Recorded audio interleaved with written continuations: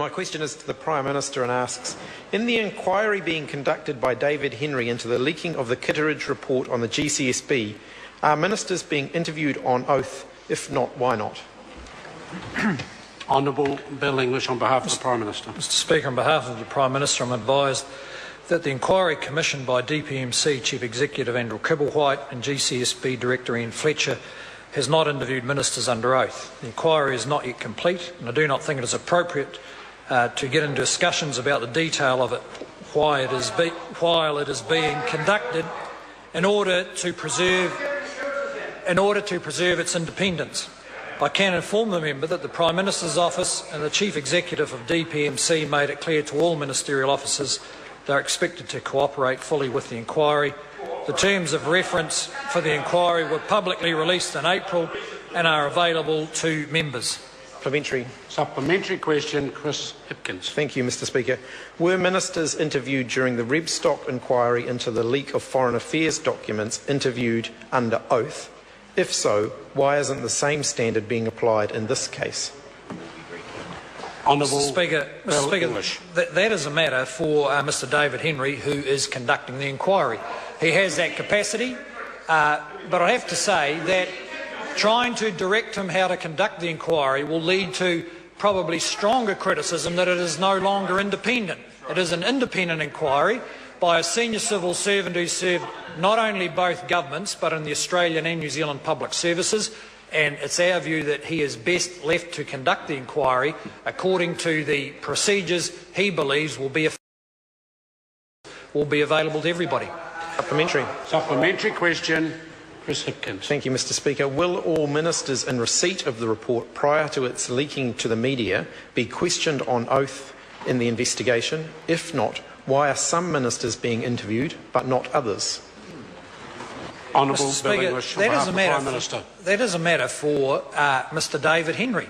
I'm quite sure that if the Prime Minister's Office was issuing instructions daily to him about how to conduct the inquiry, we would be getting ferociously questioned in here about interfering with it. So it's either independent or it's not. In this case, it is independent. It's not how the previous Labor government did it, but it's how we did it. And in fact, anyone being questioned in that inquiry, I am sure will be held to a very high standard of transparency and honesty. Supplementary question, Chris Hipkins. Thank you, Mr Speaker. Do the terms of reference for the inquiry into the unauthorised release of information relating to the GCSB Compliance Review report allow for, and I quote, the conduct of formal interviews if the inquirer believes these are warranted by the facts, end quote? If so, why has one minister been interviewed several times while others haven't been interviewed at all?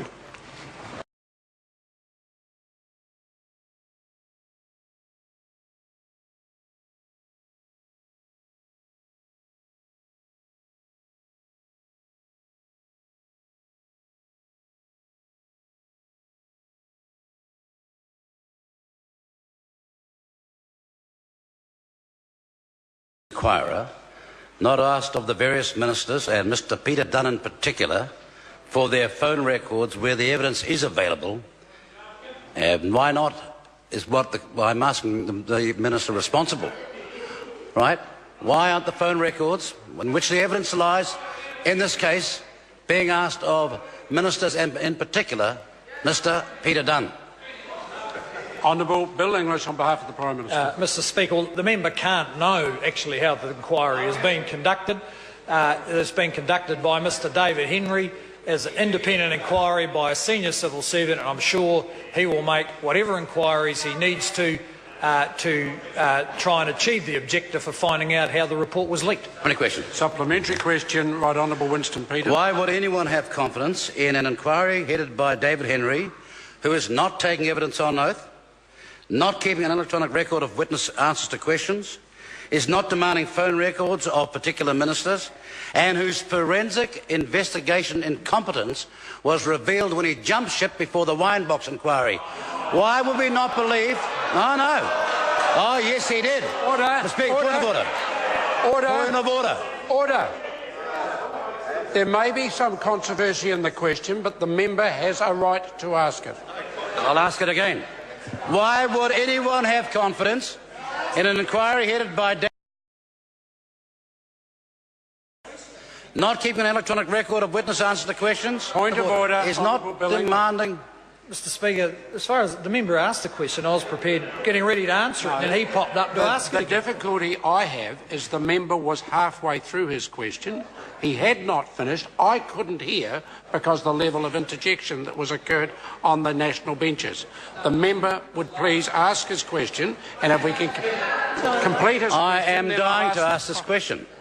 Why would anyone have confidence in an inquiry headed by David Henry, who is not taking evidence on oath, not keeping an electronic record of witness answers to questions, is not demanding phone records, and whose forensic incompetence saw him jump ship from the IRG just before the wine box inquiry was so damaging to IRD?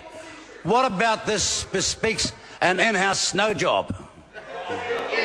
Honourable Bill English on behalf of the Prime Minister. Mr Speaker, I wonder if we should have an inquiry into how that member seems to know so much about how the inquiry has been conducted. Order. Order. Point of order. Order. I have a point of order. Yes. From the right honourable Mr. Speaker, he cannot turn a question very legitimate into that sort of answer. But I did write to David Henry, and I got an answer which said, I won't tell you. And that's not a point of order. Now, with the Bill English on behalf of the Prime Minister, please answer the question. Mr Speaker, on behalf of the Prime Minister, I do not know how Mr Henry is conducting his inquiry. I'm surprised that member seems to have detailed knowledge of it. I can't help wondering whether his criticism of the inquiry may be preparing the ground for the fact that he can't quite prove the allegations he made yesterday and is now going to blame the inquiry for failing to back him up. Point of order. Point of order. Point of order. Mr. Speaker, again, order. Again, all the Minister has to do is answer the question. And he didn't.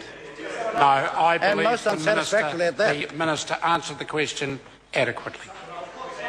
Point of order.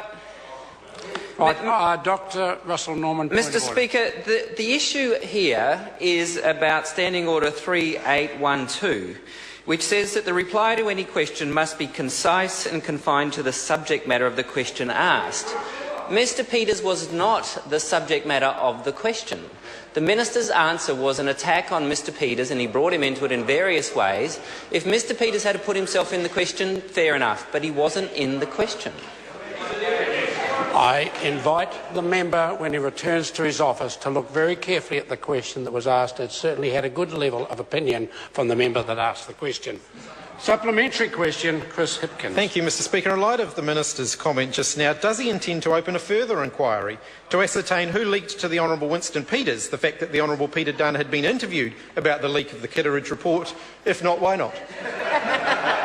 Honourable Bill English on behalf of the Prime Minister. No, Mr Speaker, we won't be opening another inquiry because this one is independent and will report fully. I have noticed, though, that when there is an inquiry into a leak to the Labor Party, it's called a witch hunt, and when there's an inquiry into some other kind of leak, they say it's incompetent. Supplementary question, Mr Speaker. Supplementary question, Chris Hipkins. Mr Speaker, why won't he launch an inquiry into the leak about the inquiry into the leak? Honourable Bill English. The reason is because I suspect Mr Peters already knows the outcome of the inquiry into the inquiry about the leak. Point of order. Point of order. Mr Speaker. Order. Mr Speaker. Point of order. I'll just try and get some silence. Order. A point of order has been raised. The member has a right to raise a point of order, and it will be heard in silence. Sir, if the Deputy Prime Minister is going to keep drawing me into the inquiry, then I'm going to short-circuit things by saying all the evidence is in those phone records, and your minister's gone. I don't believe that's an adequate point of order at all. Are there any further supplementaries? Otherwise, we move to question number 6.